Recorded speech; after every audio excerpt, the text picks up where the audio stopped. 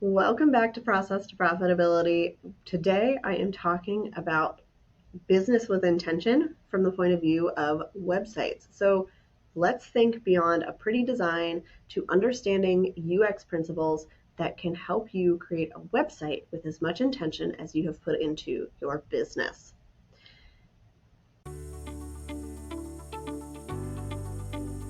Welcome to Process to Profitability, hosted by me, Samantha Mabe. Process to Profitability centers on strategic processes that reduce costs while increasing conversions, productivity, and efficiency for creative CEO women who are growing sustainable, successful service-based businesses. We'll discuss strategies that produce sustainable profits and how to apply these processes to your small business through solo episodes and some amazing guests this season. Let's start by talking about what UX is and why it's important. First, UX is user experience, and that is the way that somebody interacts with your product, service, whatever it is. In this case, it's website. So we want to create a website that has a good user experience. The way that somebody uses our website when they come there is easy for them to understand. It's quick, it's simple, it makes their experience feel really good. And that is going to help us as a business owner because those people are then going to be more likely to become our clients. And that's why it's so important to think about user experience instead of just creating a design that looks good. I see so many websites that look really pretty, that have all of the trendy colors and fonts and graphics and layouts, but they don't work well from a user point of view. The fonts are small and hard to read. So it looks good when you're looking at it on Pinterest, it catches your eye. But when you actually go to the site, it's hard to understand what they're talking about because you have to zoom in to read it. And that is where we see a disconnect between the aesthetics of something and the actual UX of it. So let's think about some of the key UX principles that are most important for websites. First is usability. We want our website to be usable by everybody. We want it to have good flow. It makes sense. It looks good, but it's clean. It's easy to read.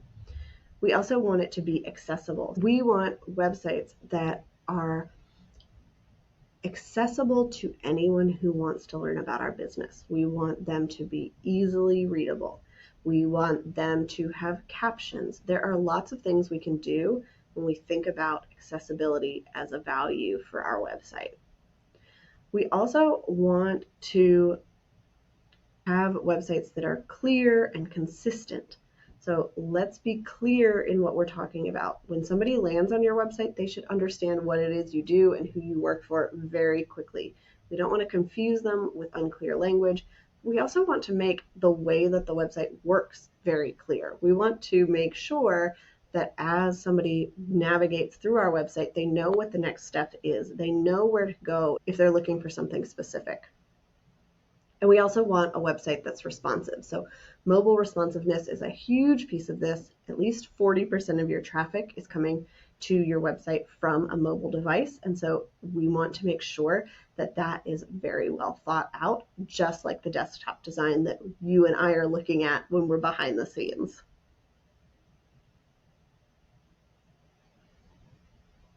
So how do you know if your website has a good user experience or if there are UX issues?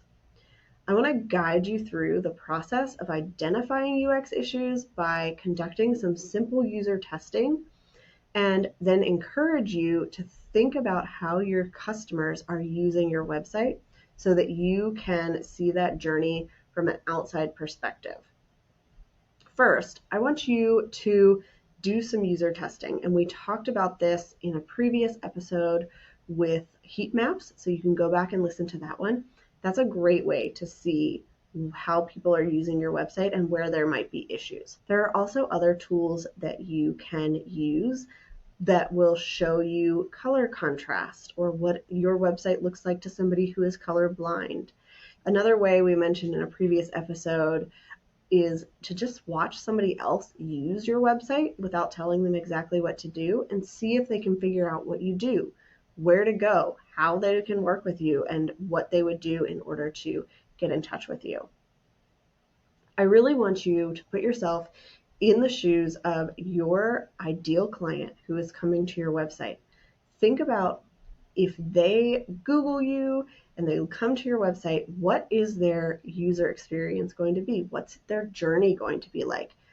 And are there any places along that path that might prove to be stumbling blocks that we can ease through the way that we design? A couple of the pain points that I see most often are slow loading times. So if you go to Google Page Speed Insights, you can see how your website is loading. And if it is slow, A, people are not going to stick around long enough to let it load, and B, that's going to cause a lot of frustration for the people who do want to check out your website.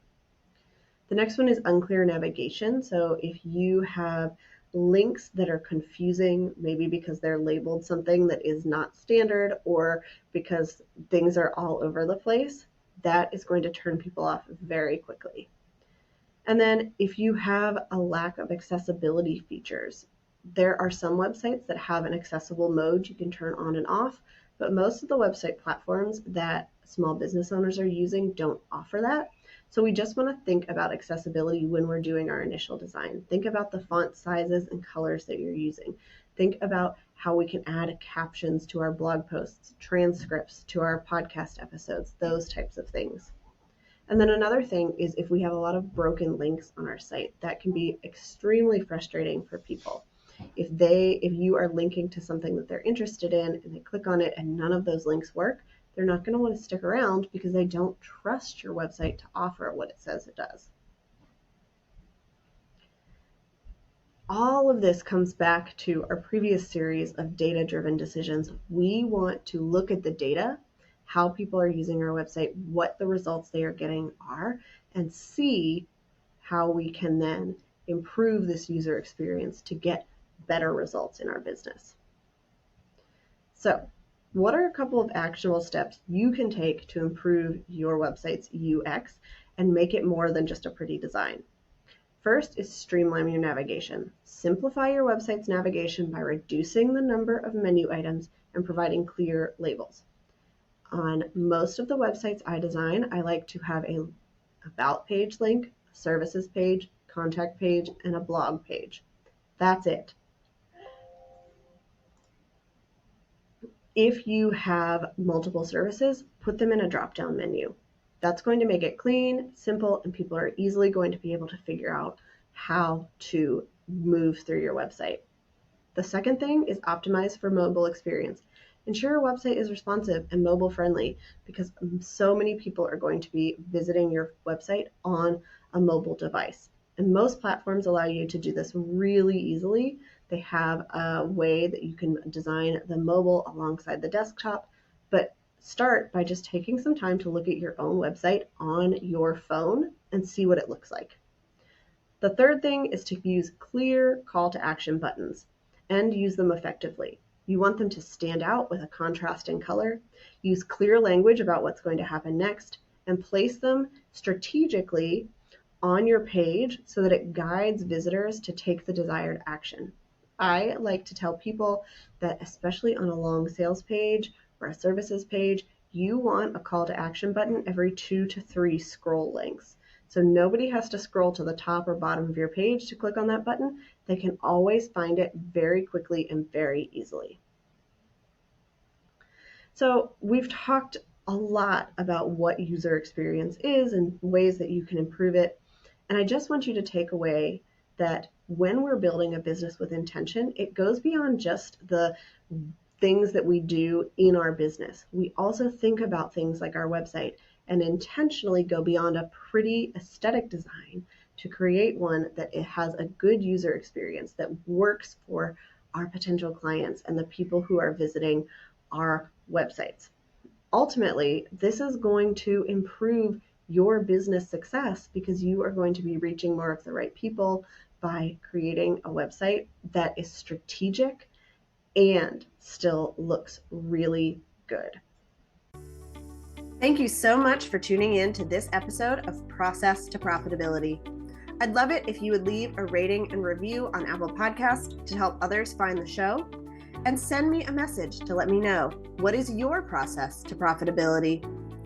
You can connect with me on my website at lemonandthesea.com or on Instagram and TikTok at lemonandthesea.